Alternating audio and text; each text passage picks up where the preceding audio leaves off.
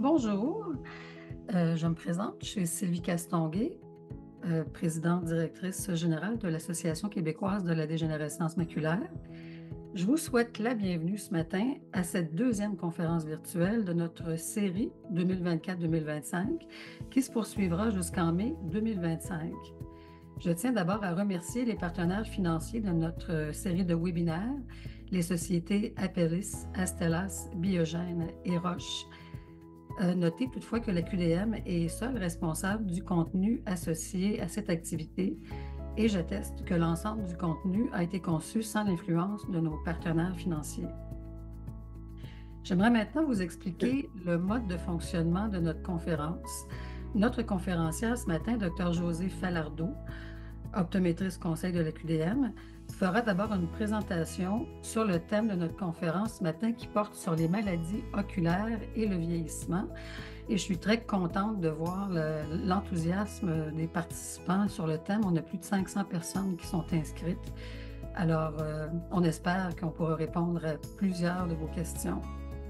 Donc, après sa présentation, la période de questions va être constituée à la fois des questions posées lors de l'inscription des participants et vous aurez aussi l'occasion de poser vos questions ce matin en cliquant sur l'icône que vous voyez sur votre écran qui s'intitule Q et R ou questions et réponses.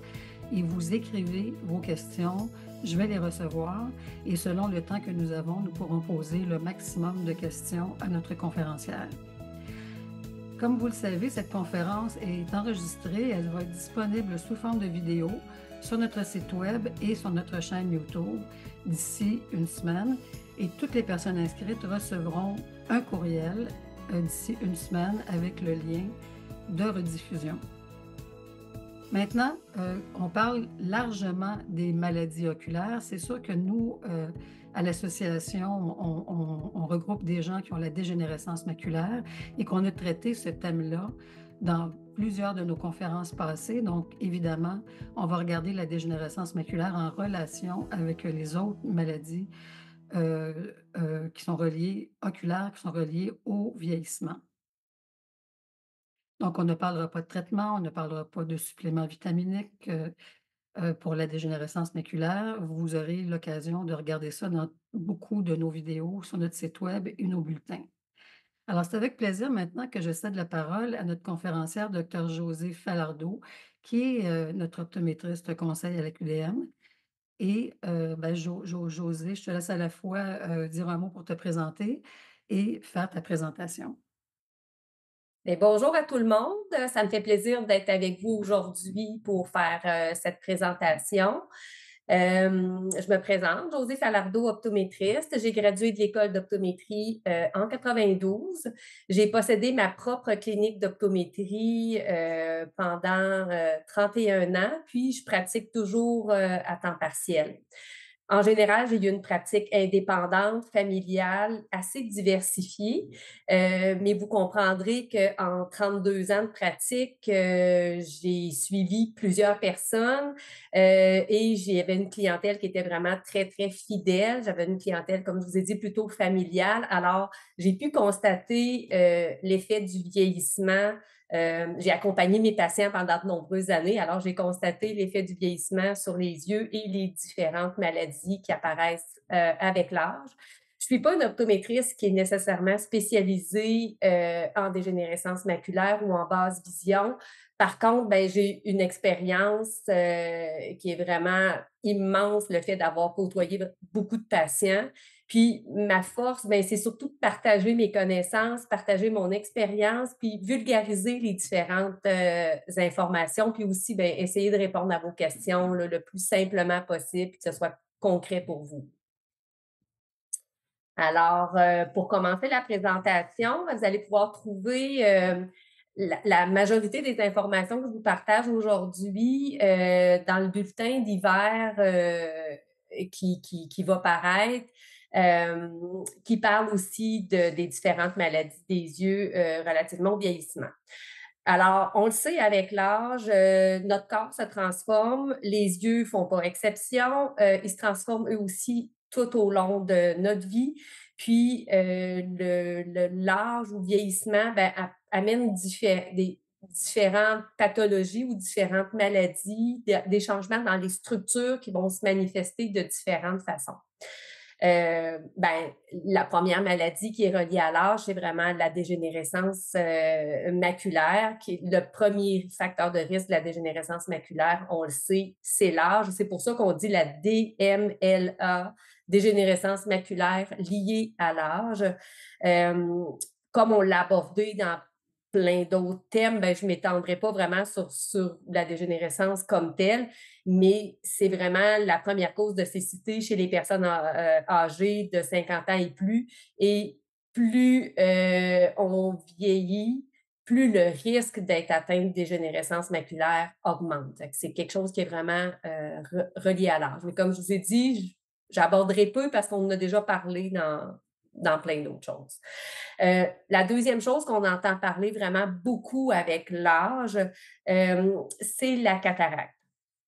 Alors, le premier facteur de risque de la cataracte, c'est l'âge.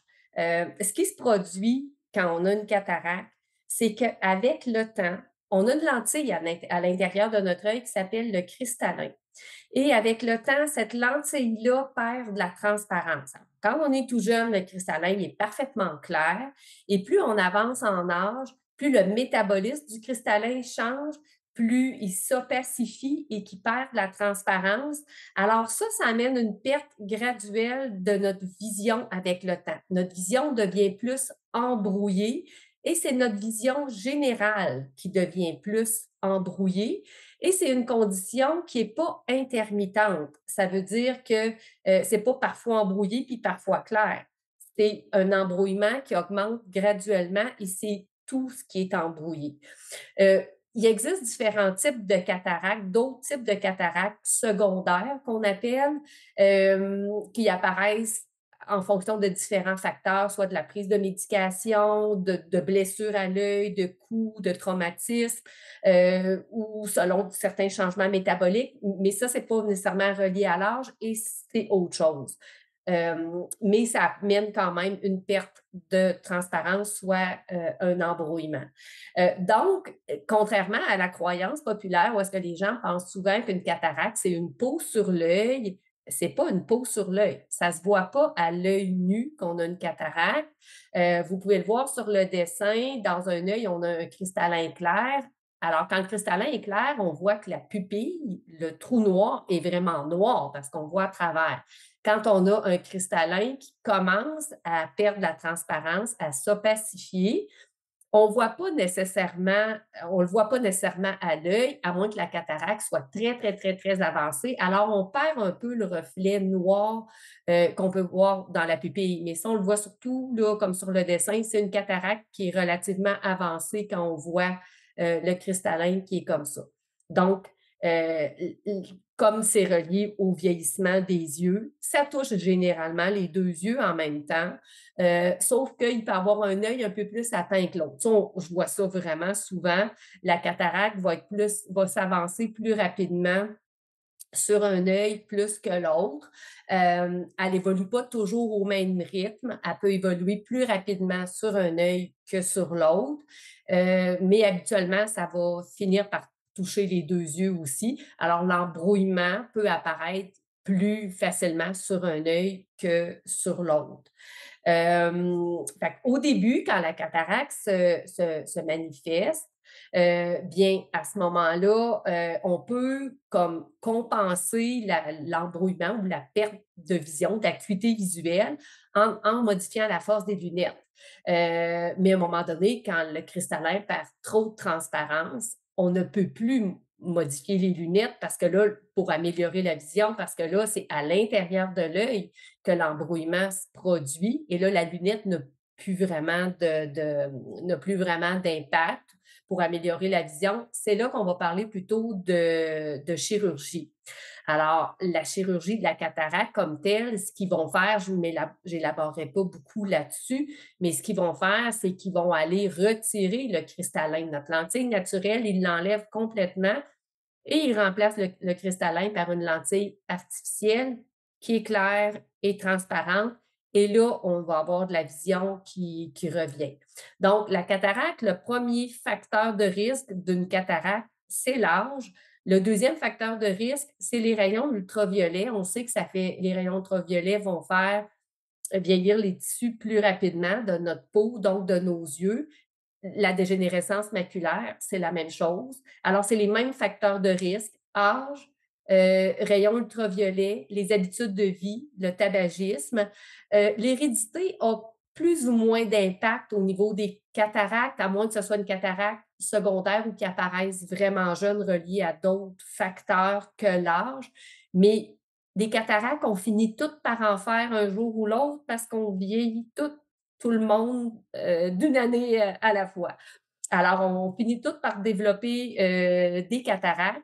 L'âge à laquelle on le développe est différent d'une personne à l'autre. C'est là que l'hérédité peut jouer un peu ou les autres facteurs, externes comme l'exposition aux rayons ultraviolets, le tabagisme et les différentes habitudes de vie. Les cataractes, comme symptôme, ça provoque de l'embrouillement. Ça crée aucune douleur. Alors, les yeux qui piquent, qui chauffent, qui sont lourds, les yeux qui coulent, ça n'a rien à voir avec les cataractes. Ça crée aucun inconfort comme tel, aucune sensation. C'est de l'embrouillement. Alors, puis ce que ça peut faire aussi, c'est comme le cristallin est moins transparent, on peut devenir plus sensible aux différentes lumières. On peut être plus ébloui facilement. On a juste à penser quand on conduit, puis il fait pas beau, puis il y a de la brume, puis là, les phares, à ce moment-là, ça devient très, très éblouissant. Alors, si on s'imagine qu'on a une brume à l'intérieur de notre cristallin et qu'on a une lumière directe qui passe à travers, cette lumière-là va être diffusée ou il va y avoir des halos autour des lumières, ou ça va devenir beaucoup plus éblouissant à ce moment-là. Alors, on peut manifester aussi une certaine sensibilité à la lumière ou plus d'éblouissement ou des halos autour des lumières. On peut percevoir aussi un peu de dédoublement dans notre vision, dans ce qu'on regarde. Ça peut dédoubler un tout petit peu à cause de la perte de transparence.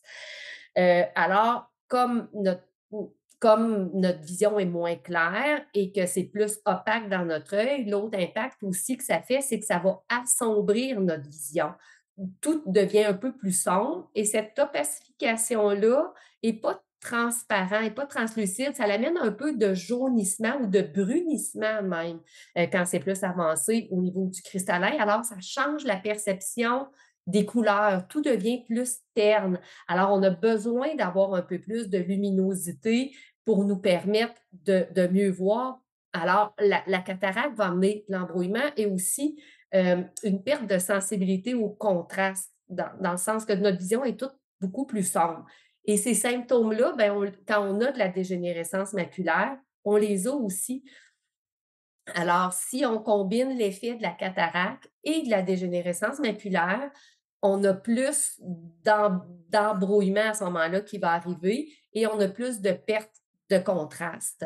On peut se faire opérer pour les cataractes quand on a aussi de la dégénérescence maculaire. Avoir de la dégénérescence maculaire n'est pas nécessairement une contre-indication à l'opération. C'est beaucoup ça devient beaucoup du cas par cas à ce moment-là quand on est rendu à parler d'opération selon notre niveau de dégénérescence maculaire, selon l'opacification du cristallin pour connaître ça va être quoi l'impact réel de l'opération de cataracte. Dans le sens qu'une fois que le cristallin est retiré et qu'ils mettent la lentille, notre vision est plus claire, notre perception des couleurs est mieux, on a une meilleure sensibilité au contraste, mais la dégénérescence maculaire demeure toujours présente. Alors, on ne peut pas s'attendre d'avoir une amélioration de notre acuité visuelle à 100% en post-chirurgical. Et ça, le chirurgien ne peut pas dire non plus à quel point le niveau d'amélioration va être là. Fait que c'est beaucoup en discutant avec le chirurgien pour connaître ça va être quoi l'impact réel sur votre vision ou le bénéfice d'avoir l'extraction de la cataracte, d'avoir l'opération, mais ce bénéfice-là est très particulier à votre cas. On ne peut pas extrapoler d'un cas à l'autre. Alors, c'est d'avoir une discussion importante avec le chirurgien à ce moment-là pour que vous puissiez évaluer ensemble les bénéfices que la chirurgie peut apporter versus le risque ou l'impact sur la dégénérescence maculaire. La troisième cause de cécité, c'est le glaucome. Ça touche environ 2 de la population qui est âgée de 40 ans. Et le glaucome, ce que c'est une atteinte du nerf optique qui est provoquée par une augmentation de la pression à l'intérieur des yeux. Alors, on a une pression qui est intrinsèque à l'intérieur de chacun de nos yeux. Cette pression-là n'a rien à voir avec la pression artérielle. C'est vraiment une pression qui est intraoculaire, qui est mesurée un œil à la fois. En général, on mesure cette pression-là à chaque examen de la vue pour pouvoir faire des comparatifs dans le temps pour voir si la pression se maintient ou pas. C'est rare que la pression va créer des problématiques en bas de 40 ans, mais en haut de 40 ans, il y a plus de risques qui sont associés avec l'augmentation de la pression. Alors, si on a juste une pression intraoculaire qui est élevée, soit dans un œil ou dans les deux yeux, parce que ça ne touche pas toujours les deux yeux, ça peut être un œil à la fois, on va parler plutôt à ce moment-là d'hypertension oculaire. Mais si l'hypertension oculaire amène une atteinte du nerf optique, une perte de vision, d'acuité visuelle, et l'impact sur le nerf optique, c'est que ça amène une diminution du champ de vision. Notre champ de vision va rétrécir par les côtés. Alors, quand on a ces problématiques-là qui sont associées avec l'augmentation de pression, c'est là qu'on va parler de glaucome. Il y en existe deux types de glaucome, en gros. Il y a le glaucome à angle ouvert, qui est le plus fréquent et qui, lui, est provoqué par une augmentation de la pression très, très graduelle à l'intérieur des yeux. Puis habituellement, quand on s'aperçoit de ça, qu'on a une hypertension oculaire, le traitement, c'est par gouttes. Ces gouttes-là servent à contrôler la pression. Alors, l'hypertension oculaire ou le glaucome, c'est pas une maladie qui se traite, c'est une maladie qui se contrôle. Alors, on met les gouttes dans les yeux pour essayer de contrôler la pression, pour pas que la pression augmente avant que ça crée des dommages au niveau du nerf optique, de la vision et du champ de vision. Alors, on essaie d'intervenir par les traitements avant qu'il y ait des dommages au niveau du nerf optique. On essaie de traiter l'hypertension oculaire avant que ça se transforme en glaucome. Dans les examens de la vue chez l'optométriste, cette pression-là est mesurée. Il y a différents instruments qui le font, soit par un jet d'air, on a ça souvent dans les cliniques, ou en mettant une goutte avec un colorant, ou est-ce qu'on utilise un autre appareil pour mesurer la pression. Alors, la pression à l'intérieur des yeux, elle est mesurée à chaque examen parce qu'on ne sent pas ça de la pression à l'intérieur des yeux. Alors, le seul moyen de détecter si on fait du glaucome ou si notre pression intraoculaire est élevée, c'est en prenant la pression et en la comparant d'une fois à l'autre. Alors, c'est sûr que si la mesure est très élevée, bien, rapidement, on va intervenir. Mais des fois, c'est des petits changements. Alors, la pression, ce n'est pas un chiffre en particulier, c'est on va dire en anglais, là, un range, là, c'est une extension entre différentes mesures. Puis ça peut fluctuer, c'est pas toujours la même chose. D'une journée à l'autre, ça peut varier d'1 ou 2 points en plus ou en moins. Alors, c'est vraiment en faisant les examens réguliers puis en faisant les comparatifs avec les pressions qu'on est capable de mesurer. C'est beaucoup, c'est le glaucome, là, la cause première de glaucome, c'est l'hérédité. C'est une maladie qui est héréditaire, c'est relié aux structures des yeux. Alors, le glaucome n'est pas nécessairement un signe de vieillissement de l'œil, c'est pas relié à l'âge. Par contre, c'est accentué avec l'âge. Puis, alors, nos habitudes de vie n'ont pas du tout d'impact sur le glaucome. On ne peut rien faire pour prévenir ça avec notre alimentation, avec l'exercice, avec différents types de choses. C'est vraiment relié comment les structures sont faites dans nos yeux. Puis, à ce moment-là, ben, comme je disais, ça se traite en mettant des gouttes pour essayer ça se traite pas, ça se contrôle en mettant des gouttes dans les yeux pour essayer de maintenir la pression à un niveau égal. Si jamais c'est hors de contrôle un peu, il existe des interventions, chirurgicales à ce moment-là. Alors, quand c'est détecté dans le cadre de l'examen de la vue ou qu'on a un risque ou qu'on suspecte qu'il peut y avoir du glaucome, bien, il y a une référence à l'ophtalmologiste qui est faite à ce moment-là, qui peut initier le traitement, qui peut faire des suivis. Puis par la suite, ben, quand c'est contrôlé à l'examen de la vision régulier, ben, c'est toujours suivi pour être sûr que par l'optométriste pour être sûr que ça demeure correct. Je vous ai mentionné qu'il existait 2 types de glaucome. Le glaucome à angle ouvert, qui a une évolution assez lente et qui est plutôt chronique. On a aussi le glaucome à angle fermé qui apparaît vraiment subitement. C'est une augmentation de la pression très, très rapide et ça peut créer de la douleur parce que la pression va augmenter très vite. On sent que nos yeux peuvent être, un peu lourds ou, un peu endoloris, même au niveau de la tête, là. C'est des choses qui peuvent arriver dans le glaucome à angle fermé, dans les cas où la pression augmente très, très rapidement et à un niveau qui est très élevé.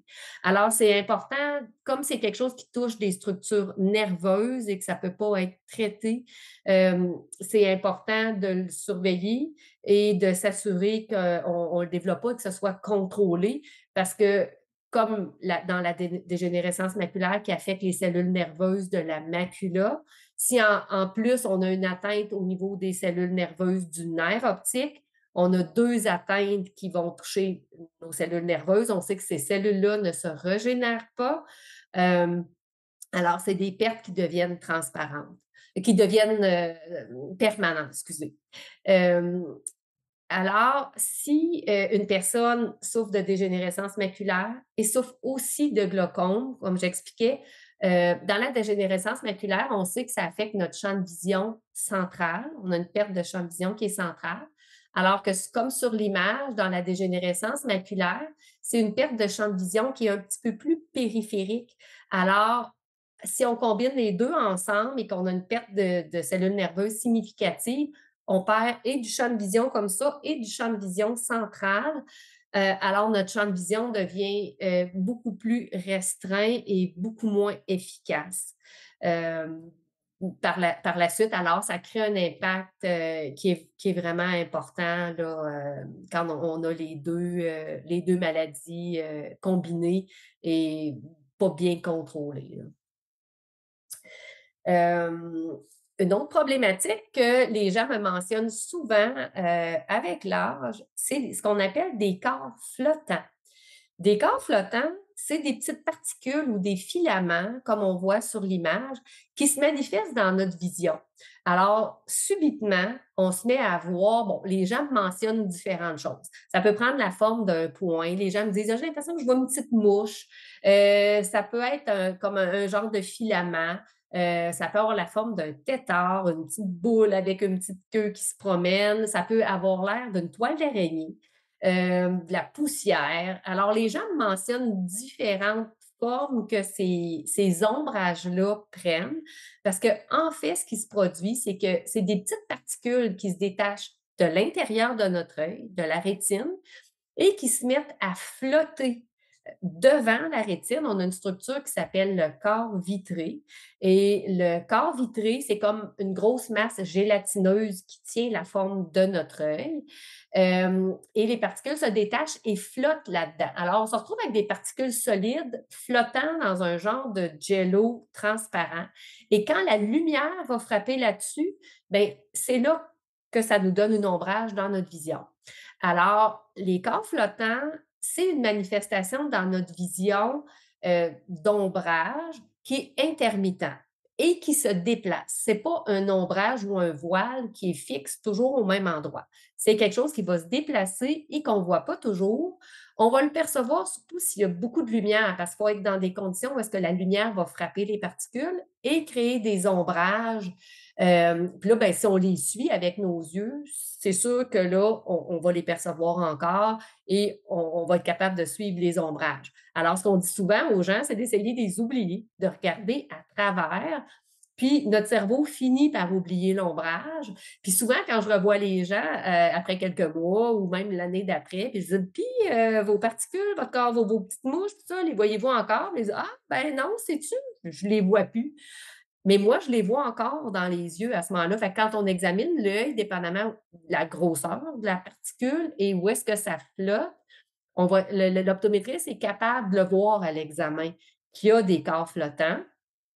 Euh, Puis souvent à l'examen, même si les personnes ne perçoivent plus le corps flottant, nous, on les voit encore. Alors, ça démontre une adaptation du cerveau à éliminer cette image-là, puis à regarder à travers, puis à pu en tenir compte.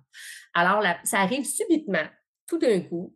Euh, c'est quelque chose qui est inoffensif la plupart du temps.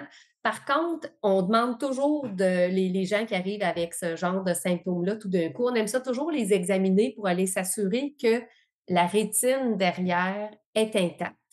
Surtout si ça s'accompagne de flashs de lumière ou si le voile est quand même assez gros ou assez présent. Là. À ce moment-là, ben, on va aller s'assurer que la rétine en arrière est toujours intacte.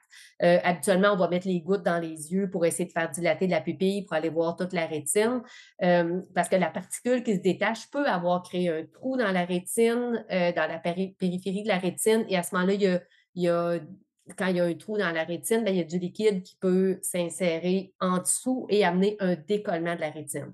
Alors là, je parle d'un trou qui pourrait être situé plus en périphérie de la rétine. Il existe aussi des trous dans la région de la macula, un trou maculaire, qui va apporter d'autres symptômes au niveau de la macula, mais ce n'est pas la même chose que ça. Alors, on aime ça les vérifier toujours, les corps flottants, pour s'assurer que la rétine est intacte.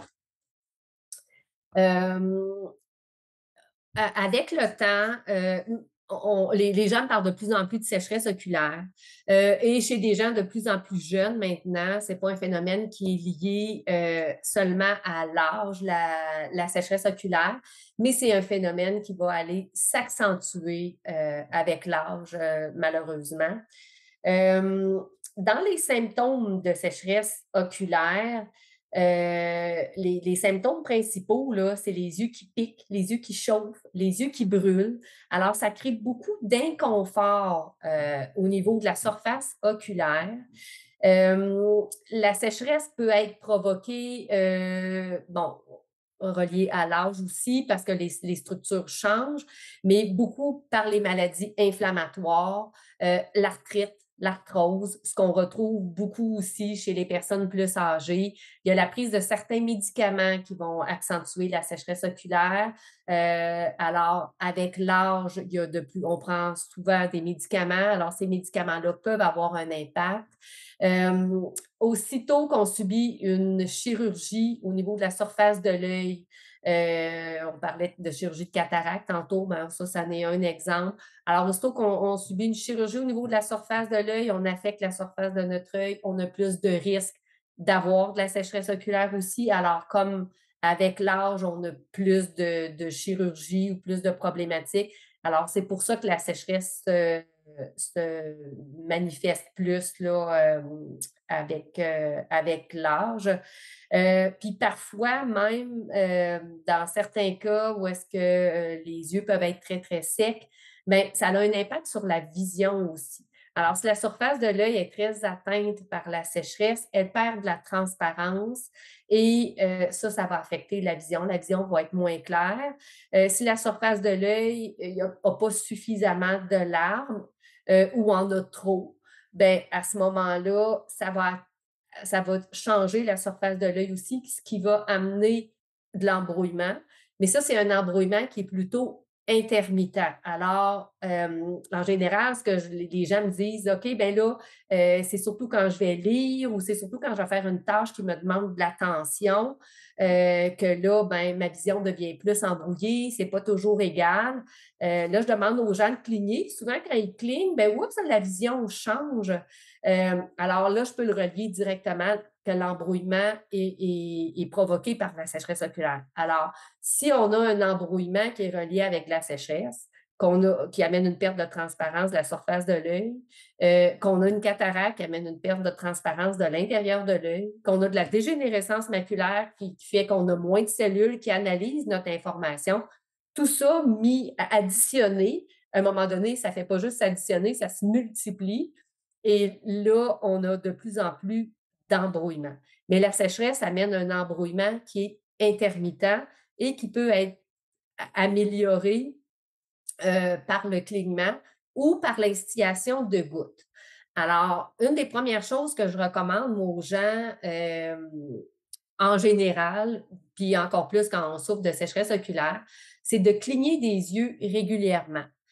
La manière qu'on a de produire des larmes naturelles, c'est quand on cligne les yeux. Alors, il faut cligner les yeux lentement, avec un mouvement qui est contrôlé, en fermant les yeux complètement, régulièrement dans notre journée, puis encore plus si on fait une tâche visuelle qui nous demande de l'attention, parce que quand on est très concentré, notre cerveau ne veut pas perdre l'information qu'il est en train d'analyser. Et à ce moment-là, il va diminuer le taux de clignement. Mais si on cligne moins, on produit moins de larmes naturelles et là, nos yeux vont s'assécher. Alors, la première chose à faire, c'est de cligner des yeux pour réhydrater nos yeux, produire des larmes naturelles. Avec l'âge, notre clignement devient, de ce que je vois chez les gens, notre clignement devient moins efficace mécaniquement parce que les paupières deviennent plus lâches, la peau des paupières devient plus lâche, les muscles deviennent moins tendus et notre clignement devient moins efficace.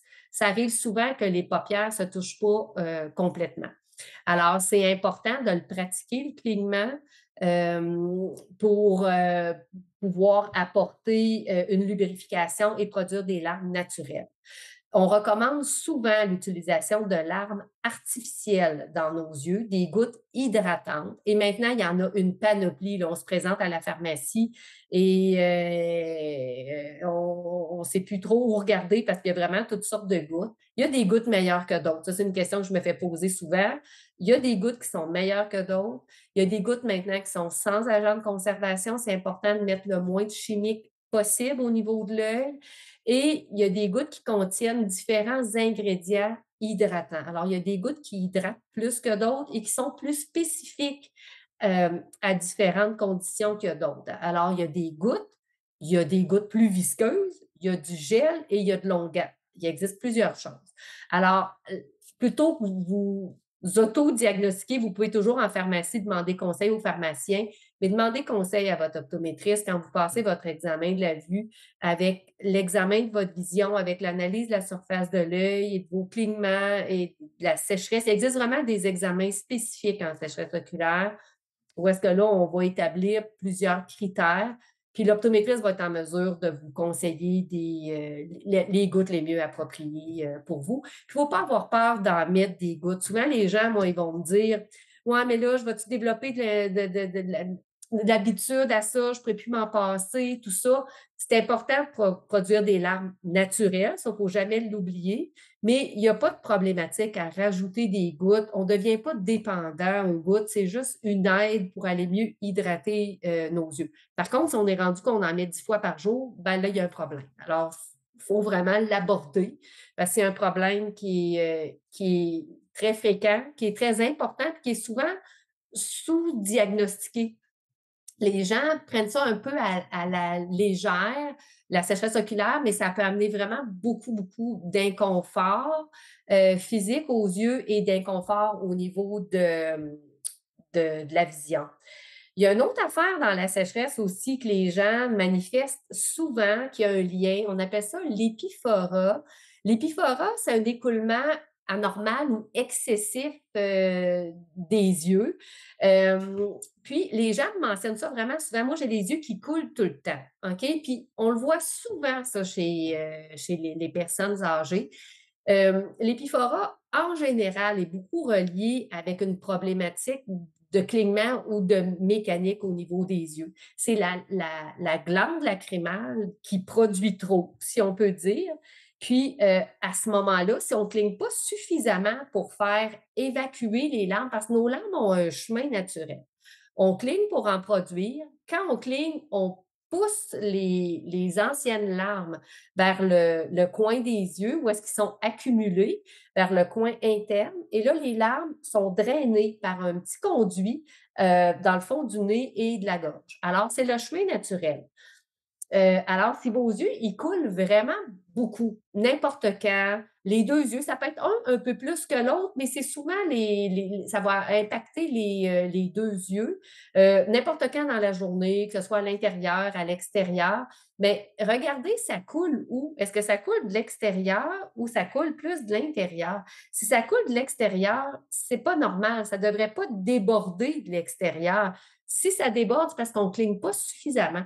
Puis souvent, par expérience, ce que je vois, c'est que quand nos yeux ont tendance à couler, notre réflexe, c'est de les garder ouverts, alors qu'on ne devrait pas faire ça. On devrait pomper, on devrait cligner un peu plus pour, pour forcer le clignement, forcer l'évacuation des larmes vers le conduit. Puis à ce moment-là, ça va aider à contrôler euh, à contrôler le débit de larmes puis le réflexe de larmoiement.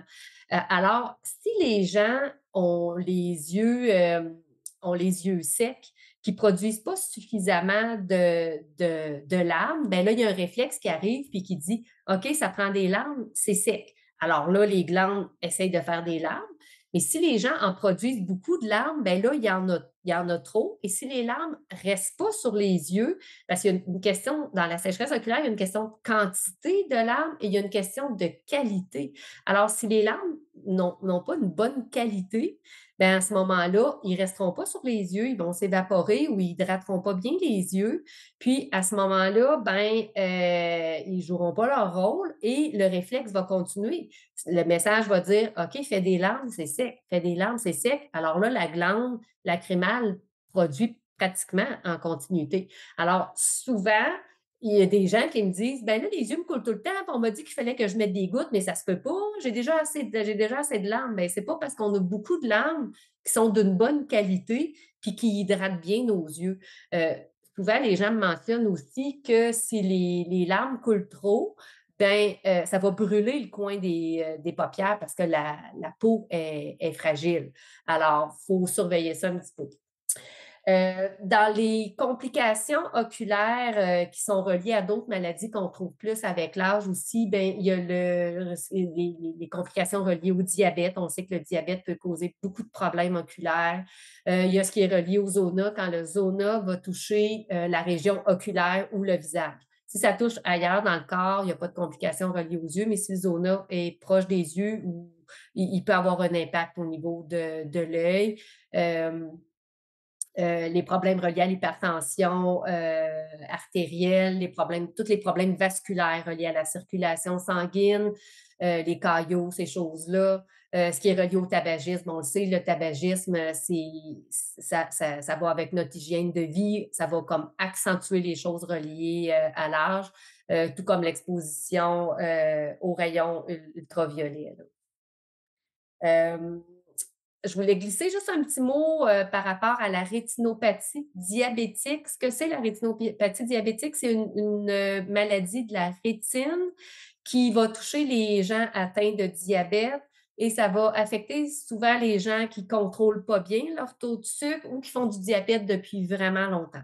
Le diabète, c'est une maladie qui est vasculaire. Ça veut dire que ça attaque les vaisseaux sanguins quand ce n'est pas bien contrôlé. Et là, les vaisseaux sanguins vont perdre du liquide ou vont perdre du sang. Puis, quand on regarde dans les yeux, quand on fait l'examen de la vue, au niveau du fond d'œil, au niveau de la rétine, on a des vaisseaux sanguins rétiniens et c'est les seuls vaisseaux sanguins qu'on est capable de voir dans le corps humain. Alors, c'est pour ça que les gens atteints de diabète, les médecins vont recommander souvent qu'ils voient leur optométriste régulièrement pour aller examiner le fond d'œil. Alors, tout ce qu'on fait comme imagerie au niveau du fond d'œil, l'OCT nous sert aussi pour détecter, pas juste pour la dégénérescence maculaire, mais nous sert aussi pour détecter d'autres maladies des yeux, dont les problématiques reliées à la rétinopathie diabétique. Alors, si ça atteint les vaisseaux sanguins centraux, près de la macula. Alors, on peut avoir du sang et du liquide dans la macula, ce qui va donner le même impact que si la personne était atteinte de dégénérescence maculaire humide. Alors, ça peut accentuer les symptômes à ce moment-là, ou si la personne a de la dégénérescence maculaire sèche et que les vaisseaux sanguins deviennent plus perméables, ça peut, à cause du diabète, ça peut se transformer plus rapidement en dégénérescence maculaire humide. Alors, si on combine les deux maladies ensemble, c'est quelque chose qui peut augmenter les risques de problématiques à ce niveau-là. Alors, compte tenu des risques d'augmentation de maladies oculaires, surtout avec l'âge et après 60 ans, ben, ce qu'on recommande, c'est de passer régulièrement un examen oculaire approfondi. Si on n'a pas de signe avec imagerie de la rétine, avec une image périphérique ou une photo, ou aussi ce qu'on appelle l'OCT, là, la tomographie, alors, quand on fait les examens avec ça et qu'il y a pas de problématique et tout est sous contrôle, l'examen de la vision peut être, aux 2 ans, mais s'il y a une problématique quelconque, surtout si on souffre de dégénérescence maculaire et qu'on a une combinaison avec une autre maladie, qui peut risquer d'interférer, à ce moment-là, on va recommander les examens, plus fréquemment pour faire un meilleur suivi, puis surtout essayer d'intervenir avant que, avant que les problématiques s'accentuent trop, et essayer de traiter, ou de référer pour traitement s'il y a lieu, là. Alors, ça fait pas mal le tour de ce que j'avais à dire par rapport à ça, hein.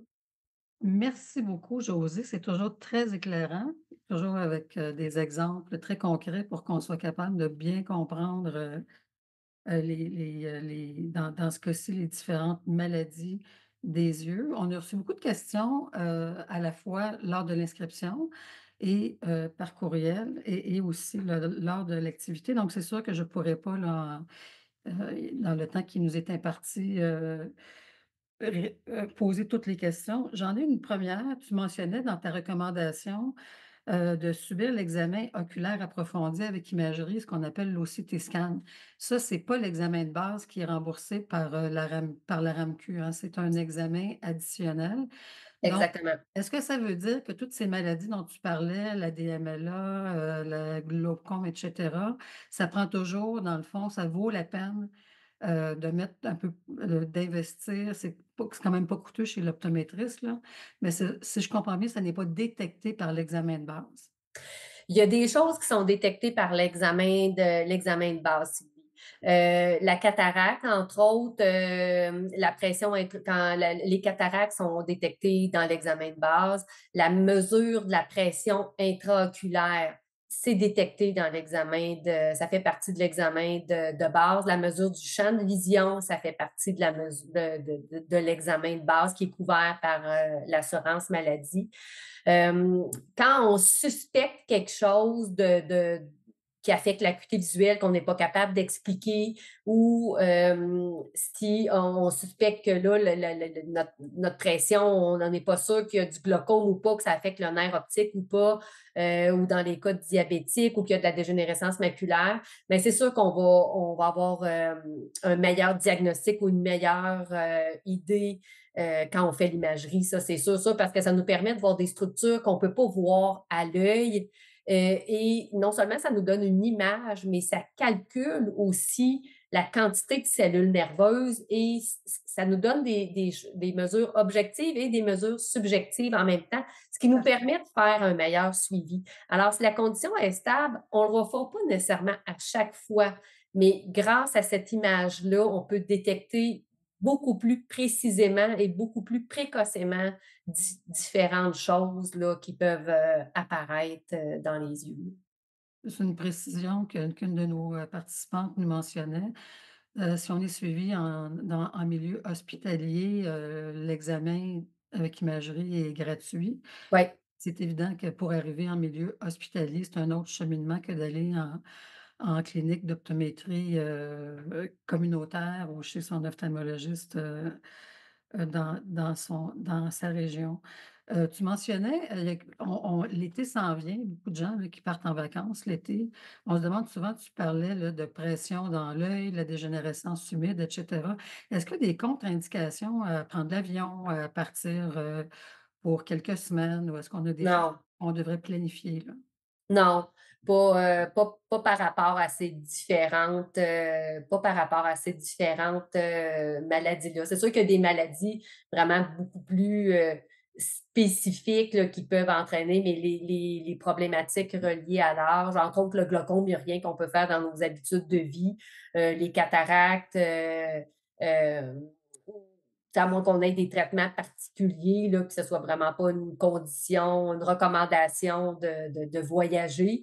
Mais sinon, les voyages, de toute forme, que ce soit en avion ou terrestre ou peu importe, c'est pas des contre-indications. C'est sûr que si une personne a une condition particulière, c'est d'en parler avec son ophtalmologiste à ce moment-là, voir, surtout si elle a des traitements ou des choses particulières qu'elle devrait prévoir.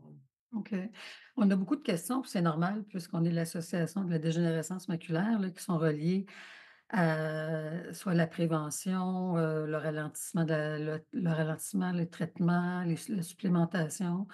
Dans le cas de la dégénérescence maculaire, comme je mentionnais au début, vous avez beaucoup d'informations là-dessus qui vous répondraient à toutes vos questions dans le cadre de nos, conférences de l'an dernier qui sont disponibles sur notre site web et sur YouTube.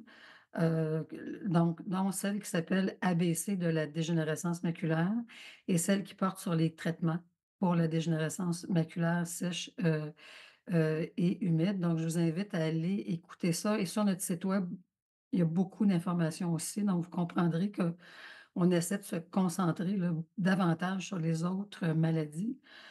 Tu mentionnais la notion de l'hérédité. Donc l'hérédité, si je comprends bien, ça touche l'ADMLA et le glaucome. Oui. Heu, donc est-ce que ce sont des choses dont il faut donc ça ne touche pas la sécheresse oculaire, si j'ai bien compris? Ça Ou peut ça ça peut peut? toucher. Je l'ai déjà vu dans certains cas où OK. est-ce que bon, j'ai suivi beaucoup de familles et j'étais capable de voir, tu sais, j'avais déjà suivi les parents des enfants, puis je voyais avec le temps que le fait que c comme la sécheresse, c'est beaucoup relié à la surface de l'œil, à la mécanique de l'œil, il y a des choses qui peuvent, qu'on peut retrouver là dans des familles d'une manière, héréditaire. Heu quelqu'un pose une question assez spécifique ici là, sur la cataracte. Comment soulager la photophobie apparue après ma chirurgie de cataracte qui a été effectuée il y a plusieurs années? Ouais. Moi, J'ai c'est par j'ai parlé tantôt, Sylvie, de quand on a la cataracte, là, qu'on a comme on peut être plus sensible aux lumières parce que l'opacification du cristallin va faire diffuser la lumière. Lors de l'opération, ils retirent le cristallin, ils mettent une lentille. Ces lentilles-là sont très, très brillantes en général. Et il y a certaines personnes qui m'ont mentionné ça souvent, qu'après la chirurgie de cataracte, ils souffraient, ben, d'une forme d'éblouissement. Comme tout est beaucoup plus clair, les lumières sont beaucoup plus brillantes, et ça peut amener une certaine sensibilité à la lumière qu'on appelle de la photophobie. C'est beaucoup relié, aux lentilles intraoculaires qu'ils mettent. Alors le seul moyen de le soulager, ce que j'ai déjà fait moi par le passé, c'est de mettre, une teinte dans les lunettes des gens. On n'a comme pas le choix parce que cet éblouissement-là est présent en toutes conditions, pas juste en conditions du soleil, mais toutes les lumières intérieures, aussi vont l'accentuer, surtout les lumières, d'ailes, là, tu sais, très blanc-bleu, là.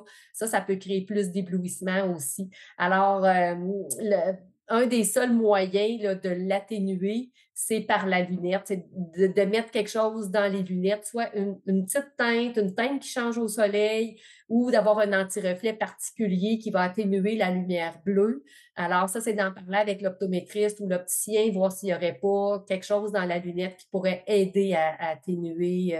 Fait qu'il y a certaines personnes après la chirurgie de cataracte. La plupart des gens voient mieux, puis ils trouvent les couleurs plus belles, puis tout est mieux. Il y a des gens qui trouvent que c'est trop clair et que ça crée de l'éblouissement. Ça, je l'ai vu plusieurs fois. Tu sais, la cataracte, j'ai moi-même été, une chirurgie, tout récemment là, pour les cataractes, puis je suis atteinte de dégénérescence, maculaire. Dans mon parcours, je remarquais que, dans le fond, tu en as parlé un petit peu, il y a comme une la cataracte peut évoluer rapidement, elle peut évoluer très lentement. Puis il y a toujours, chez l'optométriste la question de juger, est-ce qu'on peut attendre l'opération et l'ophtalmologiste va aussi se poser la question, attendre pour l'opération de la cataracte versus changer sa prescription dans ses lunettes pendant un certain temps. Mmh. Comme patient, là, comment est-ce qu'on reçoit ça? Comment est-ce qu'on devrait, essayer nous-mêmes là de jauger ça, tu sais, compte tenu, de ce qui nous arrive, là? Ouais, c'est une bonne question parce que comme je vais parler pour moi, quand j'ai un patient comme ça qui se présente avec ce que tu mentionnes, avant d'offrir de changer les lunettes ou pas, j'essaye toujours la nouvelle correction aux patients versus leur correction actuelle pour voir est-ce que vous en voyez le bénéfice? Est-ce que le changement, parce que des fois, là, je vais mesurer un changement de prescription assez important dans la lunette, mais si je le place devant le patient, il voit très peu de différence par rapport à l'amélioration de sa vision. Alors, je regarde pas juste les chiffres, moi, quand je propose une modification de lunettes. Je le fais vraiment essayer au patient pour voir, OK, ça, c'est votre nouvelle prescription versus vos lunettes. Est-ce que ça vous amène une amélioration qui est suffisante? Puis si l'amélioration, parce qu'il y a toujours un risque chirurgical, Sylvie, là, il y a toujours un risque relié à une opération. Alors, puis surtout s'il y a de la dégénérescence maculaire qui est présente, ben à ce moment-là, faut être plus prudent avec la chirurgie.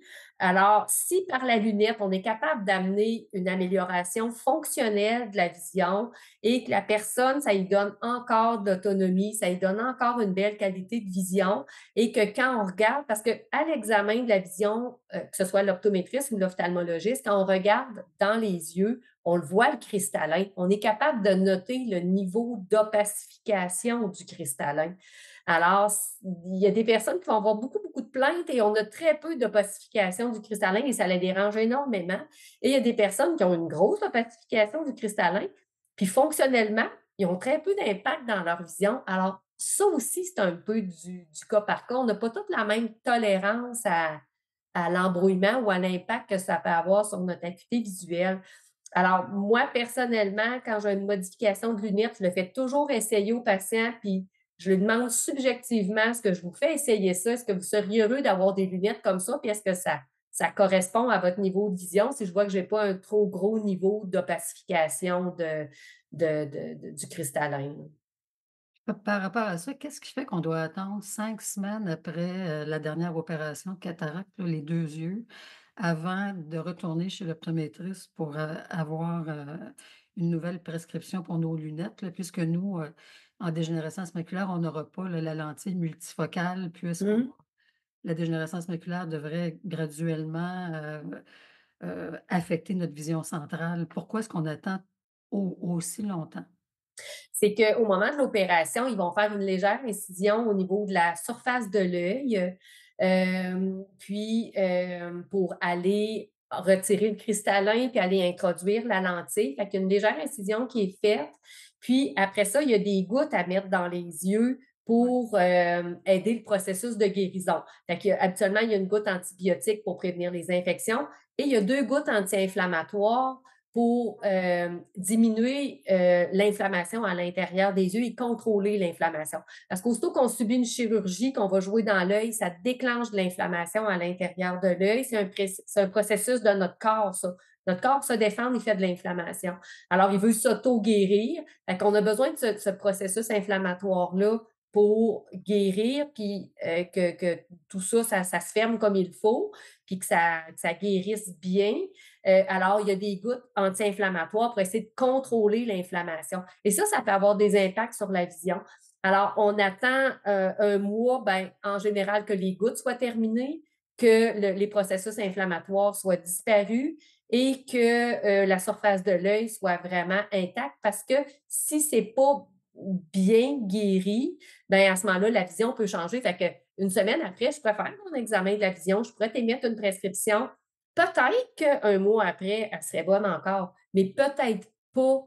Alors, c'est pour être le plus précis possible dans notre prescription. Puis une fois qu'on est opéré, c'est rare que la prescription des lunettes va changer beaucoup. Notre vision peut changer si on a d'autres problématiques de santé oculaire, mais la prescription de lunettes, une fois qu'on a notre lentille à l'intérieur de l'œil, ça ne change plus beaucoup. Fait qu'on veut essayer d'être le plus précis possible. Alors, pour ces raisons-là, on préfère attendre que le processus de guérison soit bien terminé. Dans de rares cas que j'ai vus, le processus inflammatoire a persisté. Quand les gens ont arrêté les gouttes, ça l'a comme on ne sait jamais comment notre corps va réagir à une intervention. Alors, le processus inflammatoire n'était pas complètement disparu et c'est revenu. Et là, ben, ça prolonge un petit peu le temps de guérison. Là. Fait qu'il y a des rares cas que l'inflammation va se poursuivre après. Donc finalement, on peut avoir à gérer, entre guillemets, «toutes sortes de gouttes», là. On a le glaucome, Mhm. on met des gouttes, on a la sécheresse oculaire, on met des gouttes, on a Absolument. la DMLA, en fait, on a la cataracte, on a des gouttes et tout ça peut arriver, dans une même journée. On doit mettre toutes ces gouttes-là et il faut Il y a- continuer à mettre ces gouttes pour le glaucome, même si on a l'opération de cataracte. absolument. Ça, les gouttes Donc pour le. c'est important, là. Absolument. Les gouttes pour le glaucome pour essayer de contrôler notre pression. Puis c'est encore plus important parce que dans les processus inflammatoires ou plutôt la goutte qui prescrivent pour contrôler l'inflammation a tendance à faire augmenter la pression dans les yeux. Alors, si on a déjà des gouttes pour contrôler la pression, il faut absolument les garder. Et dans certains cas, j'ai même vu en post-opératoire que a voulu en rajouter des gouttes pour contrôler la pression durant le temps de guérison parce que la goutte anti-inflammatoire avait créé une augmentation de pression et là, il y avait un risque que ça atteigne le nerf optique et il a fallu que l'ophtalmologiste rajoute une goutte pour contrôler la pression. Puis, un des effets secondaires de toute chirurgie, comme je disais tantôt, c'est de provoquer de la sécheresse oculaire. Alors, si on a déjà les yeux secs au départ, on essaye autant que possible de contrôler la sécheresse avant l'intervention chirurgicale pour minimiser les risques, mais on demande quand même, entre les gouttes qui contiennent des médicaments, de mettre nos gouttes pour la sécheresse parce qu'une surface qui est bien hydratée va guérir mieux aussi. Ça, on le sait. Donc écoute, il est déjà 10h57. Il nous reste 3 minutes avant la fin de notre conférence. As-tu peut-être juste en 1 minute, veux-tu laisser un message particulier à nos participants, sur notre thème? Mais c'est sûr que vous avez sûrement beaucoup, beaucoup de questions très pertinentes en lien avec votre cas, tout ça. La meilleure chose que je peux dire à tout le monde, c'est de vérifier avec vos professionnels de la vision, votre optométriste, votre ophtalmologiste. N'hésitez pas à poser des questions, d'engager le dialogue, de manifester vos craintes, de manifester. Les gens, des fois, ils me disent, là, ah, ben, moi, j'aurais peut-être une question, mais vous allez peut-être trouver ça niaiseux. Non, il n'y en a pas des questions niaiseuses. Nous, là, c'est notre travail d'éduquer puis d'informer, mais on fait beaucoup de patients par jour, on voit beaucoup de gens, puis des fois, il y a des choses qu'on ne pense pas toujours de dire ou de penser que la personne peut avoir cette crainte-là. Alors, mon message, ça serait de dire, n'hésitez pas à en poser des questions. Il n'y en a pas des questions niaiseuses, puis vous ne dérangerez pas. Les gens, ils me disent, je voulais pas vous déranger, mais non, c'est ça mon travail. Alors, n'hésitez pas à poser des questions, à manifester votre inquiétude, puis à demander conseil. Merci beaucoup, Josée. Puis, on est désolé, c'est sûr, à chaque fois de ne pas pouvoir répondre à toutes les questions, mais on essaie dans la présentation générale d'essayer de donner le maximum d'informations qui touchent, tout le monde puisque Mhm. c'est un Des fois, j'ai l'impression, c'est dit par ma présentation, j'enclenche d'autres questions. Les questions ben, continuent de rentrer après. c'est normal, écoute, on fait le mieux possible. Je pense quand même que c'est très utile. Donc merci beaucoup, pour cette, présentation, très enrichissante. Donc je rappelle les personnes qui sont inscrites que vous allez recevoir, d'ici une semaine, un autre courriel avec le lien de rediffusion de la conférence qui va être disponible sur notre site web et sur notre chaîne, YouTube. Je vous informe que notre prochaine conférence, celle-ci va traiter des nouveaux traitements pour la dégénérescence maculaire sèche et humide et l'évolution de la recherche. Ça aura lieu le 11 février à 14h30. Vous pouvez vous inscrire dès maintenant sur notre site web dans la section du calendrier. Le conférencier sera docteur Marc-André Réaume, ophtalmologiste spécialisé en maladies et en chirurgie de la rétine. Et donc j'espère que vous avez apprécié la conférence et avant de conclure, je vous invite, dans la mesure du possible, à soutenir financièrement la QDM. On sait que toutes nos conférences sont gratuites et sont soutenues, par des partenaires, mais en même temps, on a beaucoup d'activités d'information. On donne des conférences en public, on a notre bulletin d'information et cetera et on veut faire de la représentation auprès des gouvernements. Donc Heu, tout don est le bienvenu pour les personnes qui veulent, soutenir, de cette manière-là l'association. Vous pouvez le faire à partir de notre site web et je pense aussi que dans les courriels que vous recevez, il y a un hyperlien pour le faire. Donc, on va aborder Noël bientôt, donc on vous souhaite un bon temps des fêtes. On n'aura pas d'autres conférences avant. Alors, bon temps des fêtes à tous et à toutes. Et José, docteur Falardeau, merci encore infiniment pour la présentation. Ça fait plaisir. Bonne fin de journée. Au Merci. revoir. Au revoir.